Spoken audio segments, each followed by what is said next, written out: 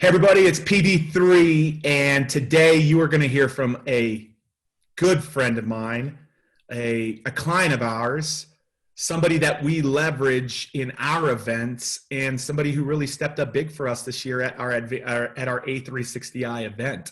I'm excited to have Jimmy Nelson on Inside the Greenroom today, and this is a topic that I think right now is so important that I believe can help serve everybody out there. Jimmy, actually, we were in North Carolina this year at our virtual event. We became the leaders in really how to do a virtual event powerfully, and now working with some of the biggest brands in the world and helping them roll out that playbook as well. But I'll tell you, one of the pieces that made it really significant was I just thought on, at the end of either day one or prior to day one, I thought, man, what if I could have Jimmy here emceeing the rest of the time? And I picked up the phone and I called Jimmy, and he's like, I'll be on my way.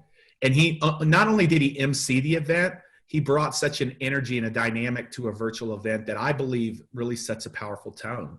And now, coming off of this last weekend, I just spoke a couple as of recording this a few days ago in front of 7,000 people. They had 2 core MCs the entire time. And the MC's job was simply to continue to keep the energy high in the room. Yeah, not in the physical room, in the virtual room, because all of us have some fatigue. And how you solve that fatigue is by bringing energy back into participants. And so I'm so excited to have Jimmy today talk about the power of an MC. So for some of you speakers out there, you want to actually get in front of people, listen to Jimmy. He's now being asked to MC at lots of events. If you're an event out there, pay attention, because you might not currently have an MC or an MC that's doing the things that you want to be done. And I know from personal experience with this guy that this is an important role in both virtual and physical events. So let's dive inside the green room today with Mr. Jimmy Nelson. Hello and welcome to Inside the Greenroom with PV3. I'm your co-host, Blair Bryant Nicoles, and today we have another special guest for you. Jimmy Hayes Nelson, aka Coach Jimmy, has been a high-performance business coach for over a decade. Jimmy's unique skill is helping his clients to seamlessly connect their personal stories to their product or service, creating a strong know, like, and trust factor. Using his 20-plus years of experience as a stage and film performer, he crafted his own personal story to create a 7-figure business and now dedicates his life to helping professionals craft their own stories to attract and impact the lives of their ideal audiences. He's a sought-after keynote speaker, MC, and event host, now honing his expertise as a virtual MC as well. As Coach Jimmy says, tell a story, change the world. Welcome, Jimmy. So excited to be here, Blair. And the fact that we have 2 guys that go by 3 names makes it better as well. I trust you a little more that we have 2 3-name gentlemen today. Yeah, as I like to remind people, I have 3 last names, so people often get it confused. They'll call me Brian or Nick or Blair, if they're actually paying attention. But I get all of them as well. So no, I'm stoked to be here, and it's nice to be able to talk to a friend, somebody I already know, and about a subject that I think a lot of people, it's going to be super helpful today, hopefully. Absolutely. Yeah. So, let's get started with how you got started. You have 20 plus years in stage and performing, and now you're speaking on stages and virtual stages, but take us back a little bit and tell us a little bit about your journey to what got you here. Okay. I'm going to take you way back. So if you give me a little bit of latitude here, this whole comfortable. I'm totally serious when I say this started in the 1st grade. I grew up, I live here in Dallas, Texas, but I grew up in a smaller town in West Texas, Lubbock, Texas. And in the 1st grade, my elementary school class was picked to do a musical number. It was like a Christmas cantata thing, but we were doing a Christmas musical number called Too Fat for the Chimney. And it was this super gripping story about how Santa Claus had gotten too fat for the chimney and wouldn't be able to get down the chimney for Christmas time. And I grew up a really heavy kid. I was kind of like the heavy kid from the broken home, in the early 80s. And I just assumed, fat kid, 1st grade, I'm going to be Santa Claus. And they picked my buddy, Justin Martin, who was literally the skinniest kid in class. They wrapped a bunch of pillows around him, made him Santa Claus. All my other friends, they put in like those, like Jane Fonda, 1980s, like leg warmers and headbands and Let's Get Physical, music video outfit. And they all got to go like upstage and do this like aerobics number. Yours truly fat little insecure Jimmy, they put in, it was like it was like a onesie pajama with the feet and the stocking cap and the drop bottom. And they pushed me out at the edge of the stage, and I got to sing the musical, like the solo number, Too Fat for the Chimney. And that day, when I opened my mouth and I saw the first head nod and smile and gleam in somebody's eyes, it literally was the first time I got like a positive reinforcement from a peer group. And I knew right then, that was it. I was supposed to be on stage getting a emotional response from an audience for the rest of my life. Little did I know what different stages that would be. Little did I know how audiences would change over all that time. But that's where it started, was right then. And what's crazy is I think we've all had this moment in our life when we know exactly what we're supposed to do. And then we immediately have a laundry list of reasons like, oh, there's no way I'll ever be able to do this. Like for me, it was obviously my size, my weight, my confidence, my family situation. Later, trying to be a performer, it was we didn't have the funds to get to certain schools and stuff. But it's funny how we're like, oh, we know we're supposed to do something. You know, we know we're supposed to be a speaker. We're not supposed to have events. But that first initial gut reaction is, oh, this is why I can't. But that's really what sent me on the journey to figure out what my stages were, what my message was, and how to get that emotional response from an audience.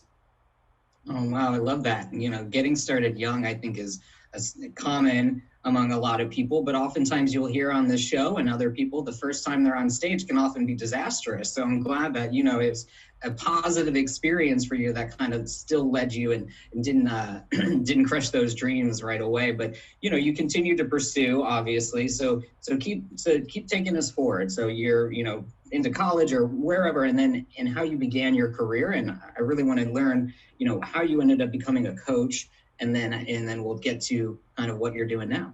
Yeah, there was a couple pivot moments along the way. Like I said, you know, in first grade that started, but I hate to even admit this, but I just think it's helpful to know that I became one of those people that realized, okay, I want to do this with my life, but I got really good at justifying and explaining why other people could have success, but you don't understand my situation, right? It became like this real kind of victim mentality. And it really wasn't until I found myself in my early 20s, I was 100 pounds overweight, a 3-time college dropout. I'd moved back in with my parents. It was super humbling. And I had this moment one morning. I'd stopped acting. I'd stopped pursuing this dream that first grade Jimmy had. And I remember stepping out of the shower and wrapping the towel around me. And usually you would kind of skate by the shower. And I just stopped that day. And I didn't really respect the person that was looking at me. And I just thought, who's going to love this? Like, what are you doing? And it really was like the first time in my life when, instead of pointing the finger at, oh, here's all the external reasons my life is where it is, where I was like, okay, if things are going to change, you have to change. You know, way before I was ever introduced to personal development or Jim Rohn or that quote, that's where it started. And I finally took control of my health and fitness after that. I started performing again. And where this led was, I started doing musicals and theater and stuff here in Dallas. And somebody said, why aren't you in New York City? Why aren't you doing this? And it was like I was waiting for permission for somebody to say, go chase your dream. And I feel like we've all done that at some point in our life. We're like, oh, somebody else has to say, yes, that thing that's in your gut, it's okay for you to pursue. And so it led me to New York City. I was up there for 4 years pursuing an acting career. And the moment that the shift that happened there was like 5:30 in the morning on a cold New York morning, early, which I didn't like to wake up early. Then I didn't like the cold. I'm from Texas. But I jumped on the subway and headed to Times Square, but I wasn't going to Times Square to like work on a movie or a Broadway show or all the things I'd gone up there for. I was doing promotions gigs, which basically means any little silly thing to make some extra money. Sometimes I would do coffee demonstrations at Macy's. I'd been a filler at a party. And that day I got into Times Square and they were like, oh, are you Jimmy? And I'm like, yeah. They're like, cool, go around in the alley and put this on. And I don't know why silly costumes have like followed me from first grade on. But if you ever saw the movie Newsies, it was like the turn of the century paper boys with the silly hat and the knickers. They give me this outfit and tell me to pass out chocolates to the super friendly people in New York City at 5:30 in the morning. And the worst part wasn't people being rude. The worst part was when people just don't even acknowledge you're a human across from there. And I literally remember this like it was yesterday. I stopped and I start looking up around all the signs in Times Square. And if you've ever been to Times Square, you know, you see like the next Broadway show, the big movie, what the new TV show is. And I was like, dang it, that's the stages. Those are the stages that first grade Jimmy wanted to be on. And there was something in that moment that said, stop waiting for permission to be on other people's stages and go make your own. And this was about 2007, 2008, right at the beginning of social media. I had no clue what I was doing, but that was the shift. That was like, okay, what can I do to start making a stage and a name for myself? And that's what's led now not only to finding out that all these years of acting and being on TV and national tours and stuff was this storytelling element that I had all these hidden hours of doing my whole life played so well as I started to build my own personal brand. And then it's what it's allowed me to come on, you know, partner up with entrepreneurs and people in events and really show them how to hone their own personal story to whatever their message, their product, their service, or their cause is. I love that. I mean, so many things that you're sharing about your story kind of remind me of my own. I started out in musical theater in second grade, and by a senior in high school, my high school director told me in no uncertain terms that I should not make a career out of this. But I wasn't planning on it. It wasn't like my dream, but I wasn't really sure what my dream was. And I went to school, I was a lit major, and it was sophomore year that someone in one of my classes said, I'm a lit major, but I'm, double majoring in communications because I'm going to work in publishing. Now, I had been the biggest reader. I loved reading all books my entire life since I was very young. I never even thought about where they came from. I obviously knew that authors existed, but I didn't know about the business of publishing, that there was editors and agents and publicists and all these things. So all of a sudden, that was just like an alarm went off. It was like, oh, that's what I should be doing. And I want to live in New York. And so I actually moved to New York in 2007 myself and started my career and didn't know that speakers was a thing either. My first job was at the HarperCollins Speakers Bureau, and I had never even known that this industry existed. But it was this perfect hybrid for me of being kind of publicist and agent and getting to work with, them. But I didn't want to be an editor because I didn't like just reading tons and tons of manuscripts for endless amounts of time. So really interesting time to get started in New York, especially everything that happened in 2008, 2009, and kind of just, that's what kicked me off. But as you're thinking about that in 2008, 2007, 2008, and you're thinking like, I need to figure out my own stages. How did you get started? What did you do to start telling your story that then, led you into, success as an actor? Yeah, absolutely. And it wasn't like this big game plan of because I don't even think the term personal branding was a thing in 2007, right? So that was right about the time, Facebook was available to everybody. It wasn't, I was too old, so it wasn't when it was first in colleges. And I literally was working. So my first business venture, my step in, so like I mentioned before, I'd lost 100 pounds, and I'd done that with a company called Beachbody that a lot of you know, and the P90X Insanity people. And they started as an infomercial company, and they added this network marketing piece that I knew nothing about. I didn't even know what I signed up for. I knew I had some success with some products, and I had a friend that said, you may be good at this. And ironically, I was like, well, I'm not a salesperson. I'm just an actor. They're kind of the same thing, which I didn't realize at the time. But it went back to storytelling. And so where I got my start, Blair, is I was working on a TV show in New York City. And for anybody that doesn't know, when you work on a TV show, there's a lot of hurry up and wait. Like you sit around and they're readjusting the lights, and everybody had their laptops out, and while everybody else was reading a book or, doing whatever, I first started going, I wonder if there's a way I can use this, And so I started making videos that were terrible. I go back and watch them making videos that were terrible and just trying to just tell my story. And it wasn't, I never thought of myself as this brilliant marketer or anything, but it was just, there was something about getting on a camera that I realized early on created a really fast know, like, and trust with somebody that didn't know me. So all these friends that I was trying to get involved in my business, they were like, nope. I was like, why do I have more influence over a perfect stranger than I do the people that have known me my whole life? And that's where these aha moments started coming in. And it was more about when I would just share my own story. And so I started doing that, and I built a big, very successful, international Beachbody team over 13 years.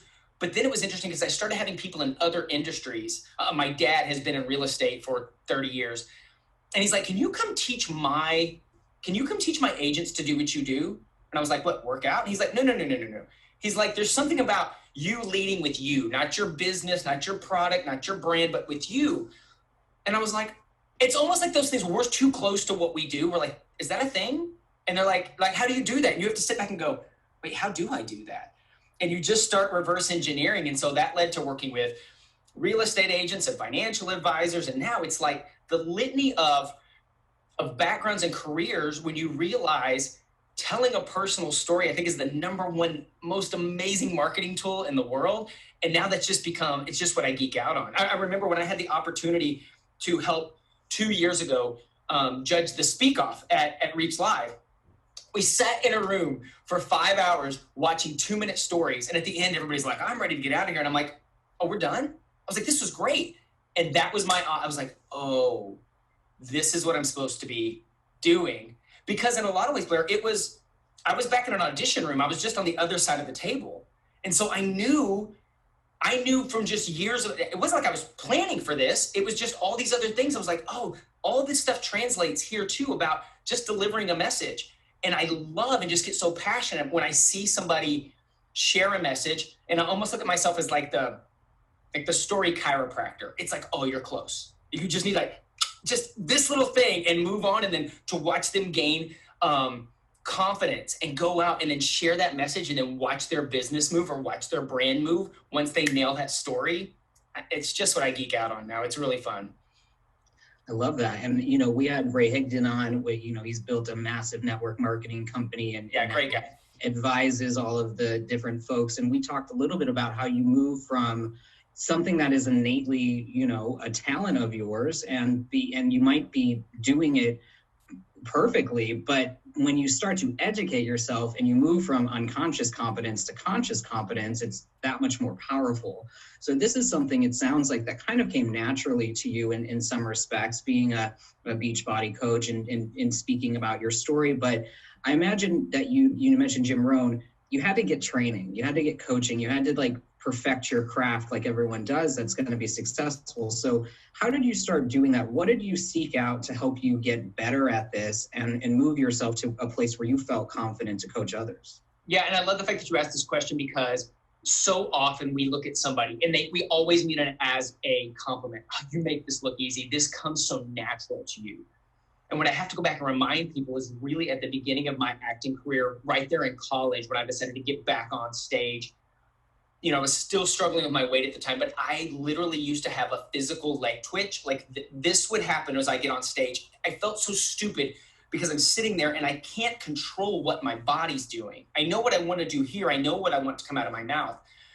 And so for me, the training initially really was hours and hours of hidden hours in scene study classes and doing monologues and learning communication and improv classes of learning when something goes wrong. What do you do? How do you adjust? And so these things, led to other opportunities. I worked at Disney World for 2 years on a 30-minute tram ride through the movies, right? And so we're talking about the movies everywhere from Gene Kelly and Busby Berkeley through Indiana Jones. But my favorite part of that job was when the ride would break down, because then I'd have to vamp, and make things up. So that, and then that time in New York City, because I never finished college, I decided, I was like, I'm going to use this city as my master's degree or my bachelor's degree, because I didn't have that either. And so studying with some of the greatest, it was communication, it was storytelling, it was how do you connect? How do you take something that's from head here and come at it from your heart and come at it from your gut? And then as far as once it moved into this outside of a stage hiding behind a character and being me, it was, I would start going to these events, as I was building my business eventually. They'd be like, Jimmy, would you mind getting on stage? Or, oh, we need somebody to introduce this, or and I was like, sure. I always said, even if I wasn't sure what I was doing, it was always yes and. It was like an improv class. It was, yeah, sure, get up. And it was these little reps in front of 6 people, in front of 10, in front of 20, in front of 30, And then as I decided, I think I want to do this for a living. I want to study more, and so that's where I was introduced to people like Bo Eason and working with Pat Quinn and working with Michael and Amy Port and just some of the best speakers and performers, that we got going right now. And Roger Love is a dear friend of mine. Like I said, I grew up singing. I had a vocal issue where I stopped singing for 7 years, and Roger came and saved that. So I feel so blessed to have been surrounded and had one-on-one training from some of the best people in our industry. I love that. Yeah. So many people that, have influenced a lot of the people we've spoken with on this show, or that kind of keep coming up. And it's awesome because there is this community of people who are really passionate about this topic. Like I've said before, it's an avocation to be in this business. You have a message, you have a story, you have something you really want to get out there and share, not just to make money, but to actually impact lives. So I think that's really awesome. Well, we've been talking about improv skills. You've been talking about kind of, how you leverage those and moved into on stage and how that's super important. And I love the image of you vamping as a host at Disney. But let's start talking about virtual events, because when we talked before, we really recognize that there's a lot of similarities between what you do, as a host at an event and in what you learned in improv. What do you think you've really brought into your performance as an MC or as a host that has been informed by your background on stage and in other ways? As far as virtual events specifically? Let's start with physical events and then talk about kind of like the nuances that are different in virtual events. Sure. And so I really think my training ground for being a host or an MC at physical stages started at these small Beachbody meetings. It was always like, hey, Jimmy, can you just get up and intro somebody? Can you do this? Can you? And I was like, okay, those things started small. And then, as my dear friend Shalene Johnson, who I knew from Beachbody, kind of shifted into, the powerhouse that she is now, business trainer and woman and entertainer and all that slash, at her events, hey, Jimmy, can you come up and host something? And to see people that really believed in me initially, obviously, and trusted me with their stage and a mic in front of people without much of a script or even without a whole lot of prep time. It was 5 minutes of, hey, can you go in there and cover these 3 things? And realizing, okay, this is just like walking into a commercial audition where I get a piece of paper, I have 6 minutes to look at it, and then I'm going to go in here and put it on camera. And I was like, oh, I knew this. I'm prepared for this, not because I on purpose was prepared for it, but it was that same thing. So whether it was a physical stage where some things may go wrong at times and being able to vamp and entertain, or literally getting on these, these digital stages, these virtual stages that we were talking about. In fact, one of the most recent ones was when I got to, be the host for the Speak Off, which was such a blessing. That morning, for people that don't know, I thought I was going to MC that event from right here. And Pete Vargas, in his own Pete Vargas way, was like, hey man, I really think you need to fly. Can you be in Charlotte today on this stage? You got to see this thing. There's screens everywhere. And so again, what's my motto? Yes, and. Sure, bub. You need me? I'm there. We'll figure it out. But once I got on there and I'm staring at 13 screens and 3 cameras and Zoom screens, it took me back to, there was a time, 1999, 2000, where I shot a pilot for a teen talk show. For those of you that will age ourselves a little, you guys remember The Facts of Life. Tootie, Kim Fields was my director, and Hillary Duff's sister, Haley Duff, was one of my co-hosts. And it was a live audience with 3 cameras, and I had multiple people, and it was about juggling things as you go without it coming across here that you're processing a lot. So again, it took me a minute on that stage, but it was just a matter of how do I serve this audience the most? And I think as an MC, whether I'm on a physical stage, it's not about me. It's how do I take care of these people? How do I make sure that they don't miss something that's important? How do I make sure that they feel involved, that they're excited? Because it's so easy in live events for people to kind of lean back and lose energy, much less a virtual event when they have all sorts of things that could distract them, whether that's kids or dogs or just having 1,000 tabs open and, their own 2 or 3 screens. And so it just became this thing where I really loved, how can I connect with these people? How can I be the audience on stage? How can I say, hey, I'm one of you. They just gave me a mic and we're in this together. And it's almost like this little secret society of, hey, you don't want to miss this. Hey, this is what's coming up. And you kind of get to be the concierge and hopefully serve the event planner and the speaker and go make their job easier. And I love playing that role. I love that. Go with me for this for a second, because all this just keeps reminding me of different things that kind of led me on my way. So the other thing, besides hearing one of my peers in the class talk about publishing, as I read a book by James Michener called The Novel, and it's divided into 4 sections: the author, the editor, the agent, and the reader. And so when you guys first heard me on this podcast, one of the first episodes we recorded was with a bunch of the meeting planners that we had as judges for the Speak Off. And then you got to hear from 3 of the top finalists, the winner of the Speak Off and the top 2 other finalists. And now the other missing component that you guys haven't heard from is Jimmy. Jimmy was our virtual MC, our host for that Speak Off, and he brought so much energy and so much power to that our event company has been hiring him now to do more virtual hosting for their events. But I bring that up because there's always these, different pieces that really make a production or anything such a success. But you really need to have people who know what they're doing to make sure that things go well. And in the case of the finalists, they were all at home. They didn't have a lot of control. And the judges, they're all at home. They don't have any control.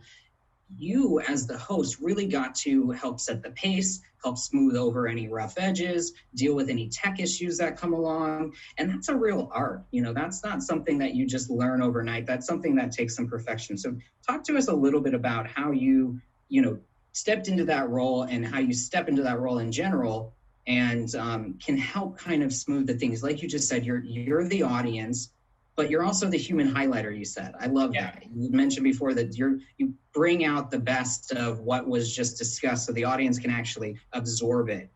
Yeah. But also, talk to us a little bit more about all that. Yeah, I think 2 of the main roles of an MC is, it's 2 things. It's edification and then review. And you are the audience on stage, but I do look at myself as we talked as we were prepping for this idea of being the human highlighter for the audience, and specifically knowing exactly what that meeting planner, what do you want out of the speaker? What do you want them to take away? Is there a call to action? Is there an offer being made? Is there something you want them to do?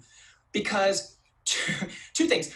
I think an MC is so important in an event. Having hosted my own events and made the mistake where I'm like, well, I'm a really rock star MC. I don't need an MC. And it was the biggest mistake I ever made. Because what an MC allows you to do is when you are the message driver, right? They're going to hear from you a lot. And sometimes they need that other voice telling them why that's actually important. I used to tell my team this all the time. It's what I call the cool Uncle Billy syndrome. And your mom and dad tells you the same thing over and over again, and you like tune them out. But like cool Uncle Billy comes in twice a year and says the exact same thing. You're like, well, Uncle Billy said this. And your parents are like, it's the thing I've told you 100 times. I try to do that for the meeting planners or for the speaker. And I really feel edification is kind of a lost art form. In fact, I was speaking on a podcast about this, and it was a group situation with a bunch of Zoom, and I used the word edification. I could just see question marks like on everybody's head. I'm like, do we all know what that is? And it's my job to build up the speaker, the event, whatever, so much that the people are leaning forward, ready to take notes before that person ever hits the stage. You're not starting cold, right? And so if I can do that for you and tell you about, look, this is why you don't want to miss this person. This is why their time's super valuable. This is why you are in such a treat. You're in rare air. You could change your life right now, but you also could miss it. This is what I need you to do. This is why I need, and so I help raise the bar for the audience, right? You hand that off. And then as far as the human highlighter part on the back side of that, it's always like, hey, did you catch that? Or for me, I usually try to share a story. Hey guys, wasn't that speaker great? You know what really resonated with me? And I'll reiterate something just to make, it's almost like you're trying to help them write notes for the people that aren't writing notes and do a bit of that. And I think the third piece is this kind of improv thing. It's not taking yourself too seriously. Story I'll tell is, before I got to host the virtual Speak Off, last year's Speak Off, Pete was so gracious to say, hey, do you want to host the Speak Off? I had been a contestant and a finalist the year before. And Pete and I had known each other before he started Advance Your Reach. So we go back a long way. He's like, I'd love for you to MC this. And midway through the day, I was supposed to get on stage and just remind people, hey, this is what's going on tonight. This is why you want to be here for the Speak Off, and bring Pat Quinn back to the stage. And Barry and Blue was sage. People awesome. They're like, hey, can you just go do this again? You have 3 minutes notice of, can you go up there and do some stuff? And you're like, yes, and of course. Grab the mic, jump on stage. This audience doesn't know me from Adam. So I got to introduce myself, tell them why they need to come to the Speak Off, and then give Pat a fun, amazing return. And I start telling, and so real quick, I'm always go back to what story can I tell quick? Because the story's gonna make the know, like, and trust. So I had this cute little story in my head. I was like, that's 2 minutes, and then I'll do my thing and get off. And I start talking, and the mic goes out. And the audience is like, the mic, the so helpful audience, the mic's out. Okay, so here comes Blue in the front, hands me another mic. I decided to make a bit out of it, and thank God the people in the booth and the DJ followed me. I walked off stage, walked back on, they replayed the music, and I made some joke about, I don't know if you heard, but, and then I went back into my story. Get about a line further into my story, mic goes out again. By this part, I'm like, this is a prank. The audience is kind of laughing, so I had a choice there. How do I react to this? So I kind of made a joke about it, and then they hand me the thing where they pass around the audience. It's like the plush mic where you're supposed to throw it around, and they give me that, and that goes out. And Blair, I'm telling you, I'm like, I'm being tested or punked or whatever. And by this point, I'm laughing about it. I'm shaking my head. The audience is laughing. They're kind of on my side by this point. And the solution from there, and I had gotten far enough into my story to tell them that I had a stage background, right? So I set the mic down. I go into full-on like Shakespearean, no mic needed voice. I'm like, can you hear me back there? Yeah. I finish the story, and I get off stage. And I don't think anything of this. This is like this. I've been to places where things gone wrong before, and I come off, and Barry gives me the biggest hug.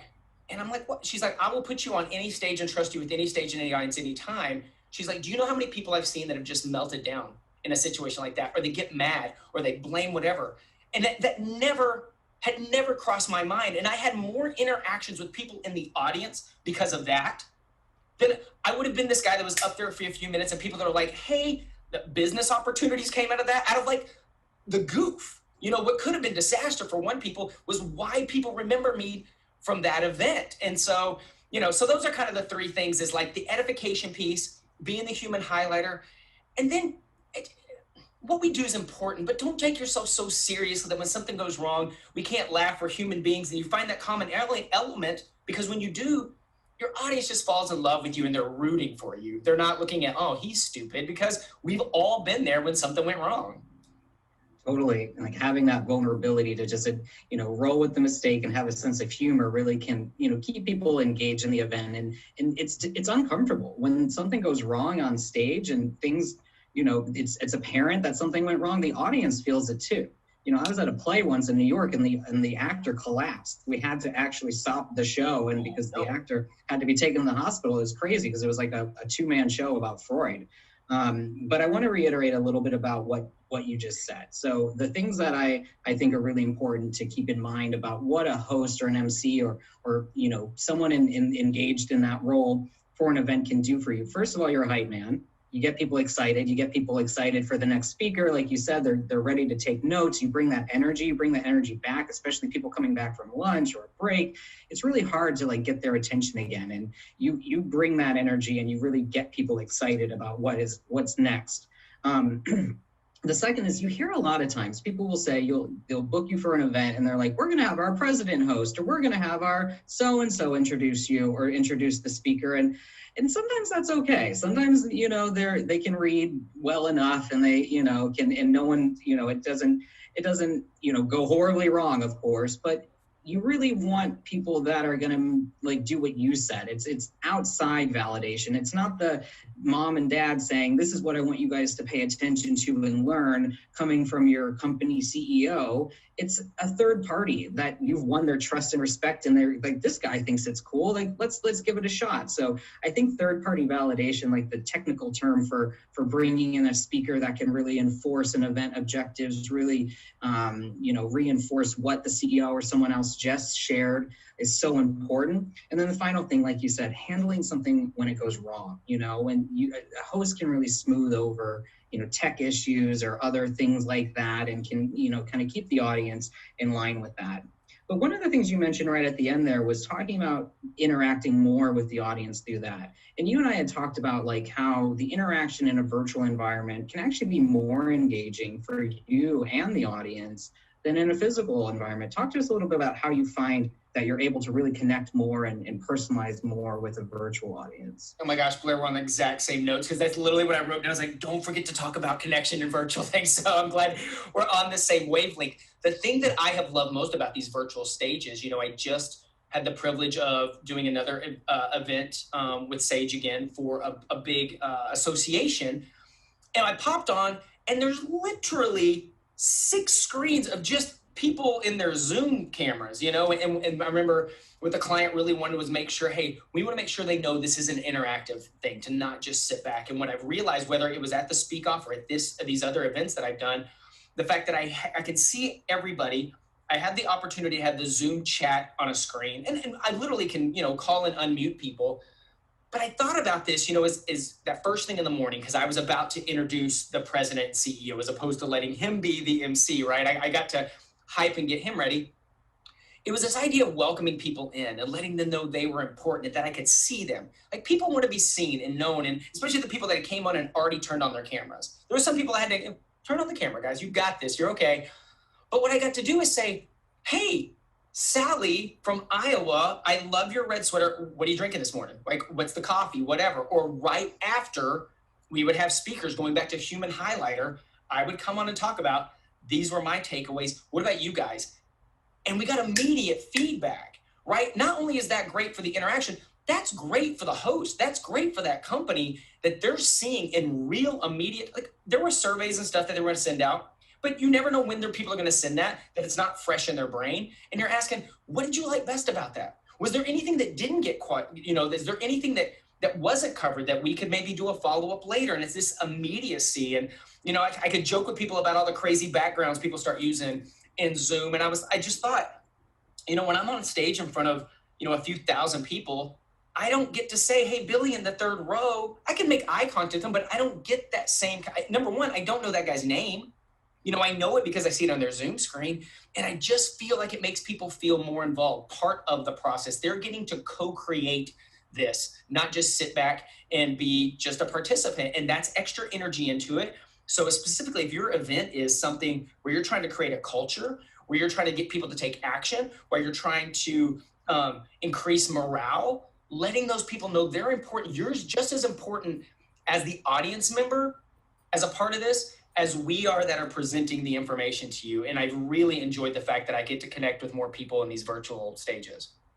And I love what you just said about co-creating the event. You know, in the last, you know, several years, we've seen in physical events, people like might distribute these little clickers, or now people can just use their cell phones to do polling and voting. But, you know, there's always a bit of a lag and a delay because you're getting people kind of, you know, warmed up to it. But with technology now, with all of the tools we have available, there's so many more ways that the host can engage the audience through thumbs up and the, you know, putting their hands up on Zoom and all different, you can do polls live. So I think it's just really great to keep in mind that you can have, you know, elements of your event that are really, like you said, co-created by the audience. Make that interactive, make it almost like a choose your own adventure if you want. There's just so many fun things that you can do.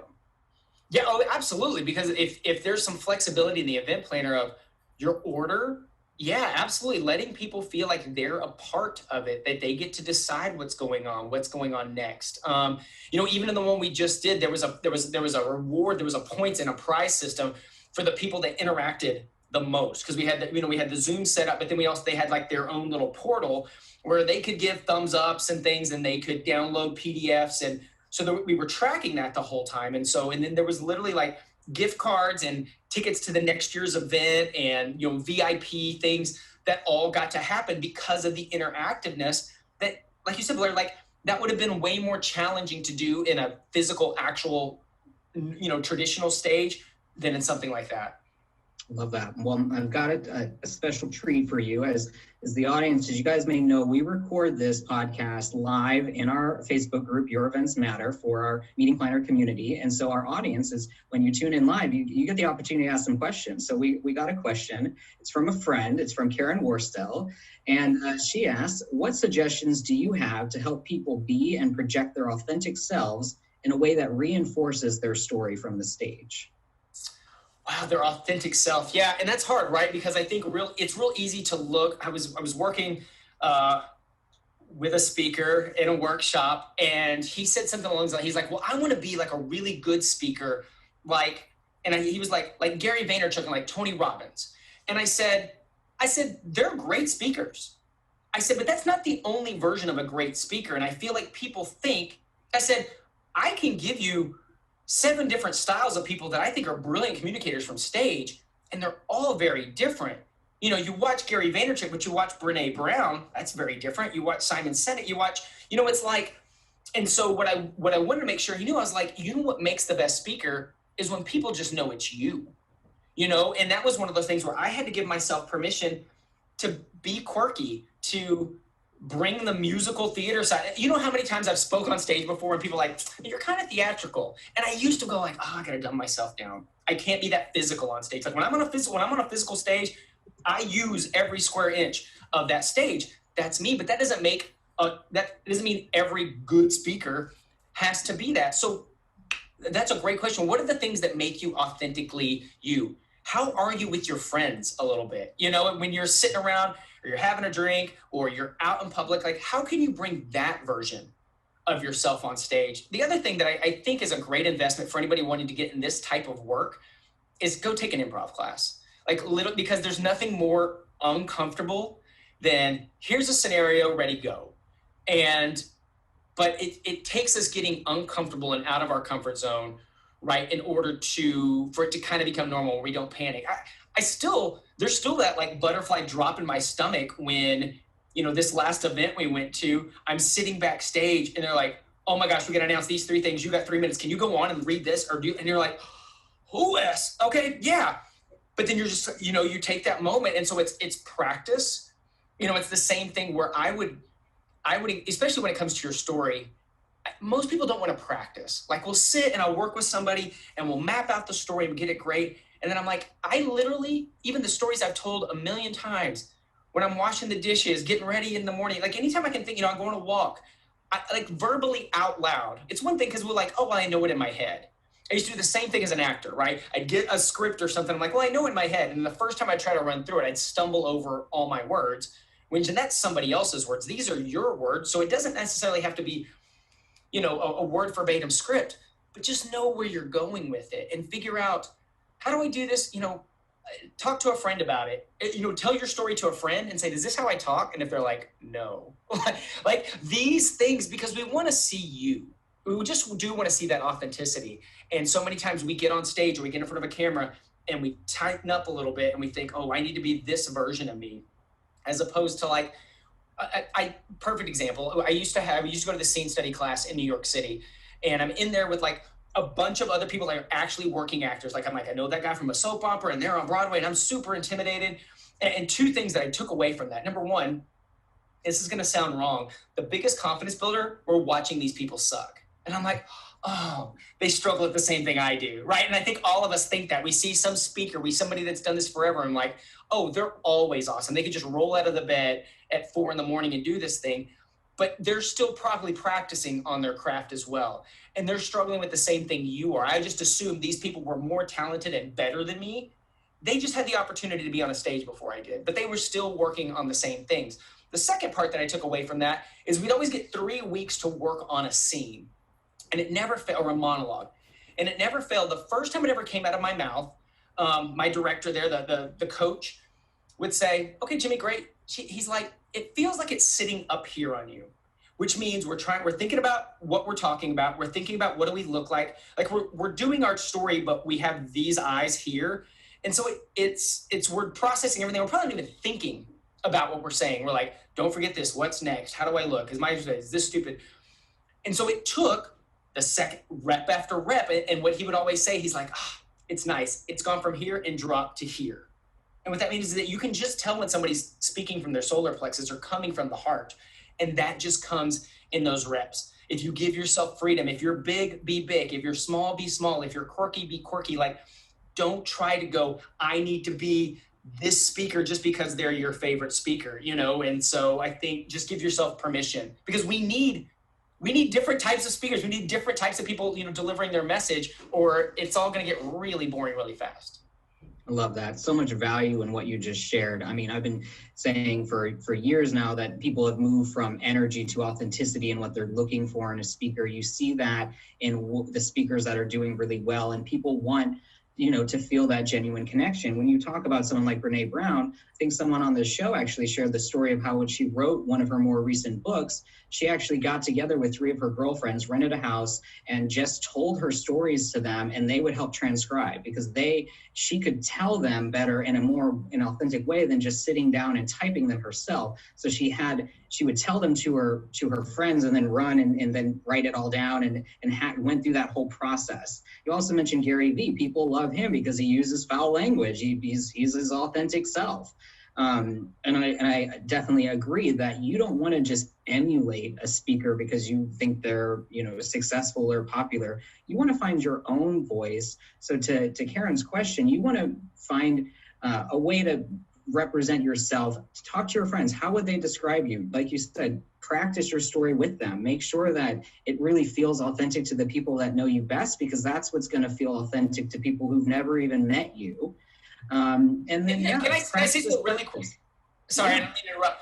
But just on that, just like on the Gary Vee piece, isn't it funny how you can listen to somebody and they use foul language or something and it doesn't faze you at all, and somebody else will do it and it jars you, or it just doesn't sound right, or and it's the difference of somebody going, oh, I need to cuss to shock my audience. But it's not them, and so it's that same thing of whether it's over the top energy. We've all heard the MC that gets on the stage like, hey, everybody, how are you doing today? And everybody's like, because I'm like, I don't believe you from the minute now, if there's really a person that has really hype energy, which I'm known to do at times, you just feel it. You just know this is actually this dude and he's just that excited and animated because he loves life and this is what he does. And you can tell the person that's like that, or like cheerleader, and it's fake. And it's just, you can lose or catch your audience really quick. And so and I wish I had better, I need to do more research on the science of how we sniff out BS, but there is just something like, I know immediately even if I've never met you, I got a pretty good sense, is this your actual energy or not? And please be you and lean into it. Again, I'm big, I'm loud, I'm a musical theater guy, I sing sometimes, whatever. And I was like, okay, I had to lean into that because ultimately, if you're looking to get hired as a speaker or an MC or whatever, go be 1,000% you. And if that meeting planner or that event doesn't want you, that's better than you going in and trying to fake something. I think that one of the biggest shifts in my acting career, I had this little old man that I loved dearly, and he passed away a few years ago. I miss him dearly. Jack Lee, who was my vocal coach in New York. It's like 80 years. He was like the Yoda of musical theater. He'd worked with like Gene Kelly and Cheetah Rivera and all these like legends of it. And he told me, I was in my, I guess, late 20s when I was up there. And he was like, the problem with you guys, you don't know who you are yet. And you just try to go in and try to guess what the people behind the table want you to be. He's like, just go be you. Let them fall in love with you. And if they don't, that's okay. He's like, for every gig you don't get because you are you, there's somebody else that's looking exactly for you. And if you don't figure that out real quickly, you're going to miss the awesome opportunity where they were looking for the authentic you because you keep going in, trying different versions of you. And it took me a long time to do that because I understand being told no or not getting the gig, we take it personally. We take it as some kind of rejection on who we are and our self-worth. And it took me a long time and a lot of personal development, thank God for this industry introducing me to that, to learn that, because I know that's hard. But I'm telling you, just be the authentic you, because that perfect stage, that perfect meeting planner, that person that's like, that's who I've been looking for this whole time. That's completely different than everything else we've ever had on our stage. And then that's the one that's going to pay off. And it's the same for the audience, right? I'll share an unpopular opinion. I'm not a big fan of Tony Robbins' speaking style. I might be one of few, but it doesn't really resonate with me. It doesn't really work, but other people's styles. So if you might be missing a big part of your audience if you try to go in one direction that's not authentic. You're gonna build a much better, more engaged audience for you in all aspects of your brand and your life and your career if you stick to that. So that's awesome, Jimmy. Well, we've actually got another question, and coming from Cassidy Atkins, and she asked, like, how do you think physical fitness plays into your performance from stage? Oh my God. Is Cassidy, was that who that's from? Cassidy, yes. Love you. Thank you so much for bringing this up. Me taking control of my physical fitness changed the game for me. Number one, just my confidence on stage, right? I really am from the school of it all starts from your gut. It's physical. I think it's the reason the very first time Bo Easton and I ever met and I worked with him, like we were kindred spirits fast, right? If you've ever seen Bo talk, like that dude, everything comes from his solar plexus, and also a theater background and an athlete. So it's like, oh, I get him. But for me, I have a very regimented morning routine now, and specifically on days I'm going to speak, is I get up, I put on some kind of positive audio. Like I'll go to YouTube and put on Jim Rohn, Tony Robbins, Les Brown, Mel Robbins, somebody to start speaking some life into my head, because the biggest battle I face every day isn't the 100 pounds I took off or that I kept it off for 10 years. It's the mental battle of like insecure Jimmy still lives in here, right? The little first grade Jimmy who didn't know what he was doing, the Jimmy in the mirror that was like, hey, I don't respect you. He still lives in here. So I have to always attack my mind before my mind attacks me. And then I move first thing in the morning. Like if I know I got a stage, I want to get this instrument activated. Move. If the very first time you're trying to move in the morning is when you get on that stage, I think you're just missing the opportunity, even if you're not a really physical speaker, because it's going to ground you, right? Instead of being top on your toes, you're going to sit into where you sit. You're going to know where your energy is. There's a bit of confidence. Like, when have you ever finished a workout and not just felt better about yourself? And so for me, my physical fitness is a huge key. The mental aspect and that physical fitness piece is huge, because then I was confident on stage. I'm not, I think of the times I was on stage when I wasn't healthy and I didn't like the way the shirt fit. And I was wondering like, oh, does this make me look this? It was like, I was so focused on me. I can't take care of the audience. My job as the speaker, my job as the MC is to take care of that audience, to make sure they're okay, to make sure they're not missing anything. And if I'm focused on me, the energy's going the wrong way. And if I'm so, and I'm not saying that doesn't mean you have to be ripped or like have huge muscles or a certain waistline to be a good speaker. I just feel like you need to have some kind of physical discipline on a regular basis. And it's going to, it helps, lung-wise, shape-wise. It depends on how long you're going to speak. It helps you on stage. And it just brings this air of confidence, this not cockiness. I think we've all been on some, seen speakers where, again, it just feels like an affectation. It just feels like, oh, I'm so great. To me, confidence is this like quiet, charming, almost like seductive, fun thing on stage. You're like, oh, that person knows who they are, and it's not about a size, but it is about investing in your body, because this is your instrument as a speaker, not just here, like the whole thing. What do they say? It's like 80% of communication is nonverbal. So you can say all the words, but if I don't, but we believe people's body language, right? You can lie or be, say whatever you want to, and even if you don't know what it is, you're like, there's something just right, or I don't believe what they're saying. So if you're a speaker and you have a call to action, or you're selling at the end of your thing, I need to know you believe what you're saying. I need to know that you're confident in what you're doing. And that all comes back from, I think a physical discipline is a must for every speaker. Yeah, and I think that plays back into authenticity. If you feel comfortable in who you are, regardless of size, like you said, then that's going to translate to, that confidence that is going to bring out the best in you, and that the audience is really going to connect with, because it's not going to hold you back, and it's not going to keep you, separate from them, from those feelings. So, we're coming towards the end of our time here now, and it's just flown by. You've mentioned a lot of people I know that have kind of influenced you along the way, but I did want to revisit that question of, was there a speaker or someone, at a young age or later that really helped push you in a personal or professional way? And, tell us a little bit about that experience. Man, I think as a younger age, obviously looking up to certain people, certain performers, right? So I had an affinity for Gene Kelly from a very young age. In fact, the very first musical I ever did my senior year of high school was Singing in the Rain. And there was something about this guy that he was charming and he was entertaining and he could dance, but he was also super masculine and very testosterone. There was just like a strength about him. Didn't know I was thinking of moving into this thing. More, and as I look at entertainers that have influenced me, I look at somebody like Justin Timberlake, right? Same thing, little actor, little singer, little whatever, like a full performer, And so I think these are the things, like, if you hire me, everybody has their own thing. I'm going to show up in a suit. I'm 100% of the time, I'm going to show up in a suit. I was going to say like 90, I'm going to be in a suit, because that's just me and my brand. And I like, whether that's, looking back at Sinatra, huge influence. And there's probably not a day in my life I don't listen to Sinatra or Dean Martin or something. So those guys, as performers as speakers and stuff. What I realized as I got into this is I love, and I still do, stand-up comedy. And so there were times I'd go back and watch a performance of mine and I'd be like, oh, I totally stole that from Dane Cook, or I totally stole this from, Steve Martin or whatever. And I didn't realize it. It just got on stage and this gesture or something. And I was like, oh, they always say the best artists steal something. And I've had people like, oh, Jimmy, I took this from you. I'm like, if you stole from me, you've stolen twice. It's okay.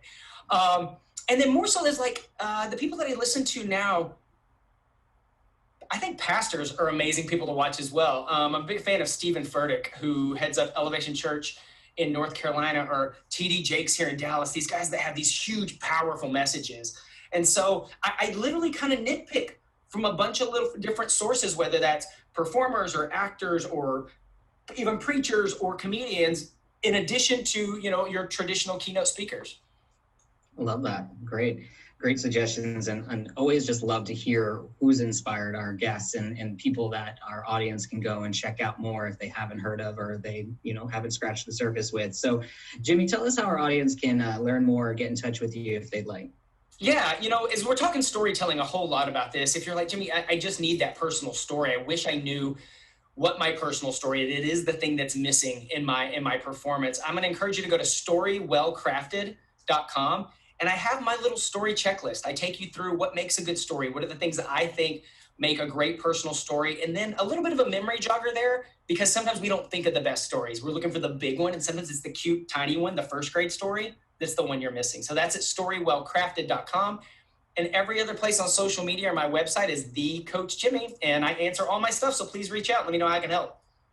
Awesome. Well, thank you, Jimmy. And thank you for joining us inside the Green Room. I'm Blair Nicoles, and we've been live with Jimmy Nelson. Please listen to this episode and catch up on episodes you've missed anywhere you listen to podcasts, Inside the Green Room with PV3. And check out our free resources at our website, InsideTheGreenRoomPodcast.com.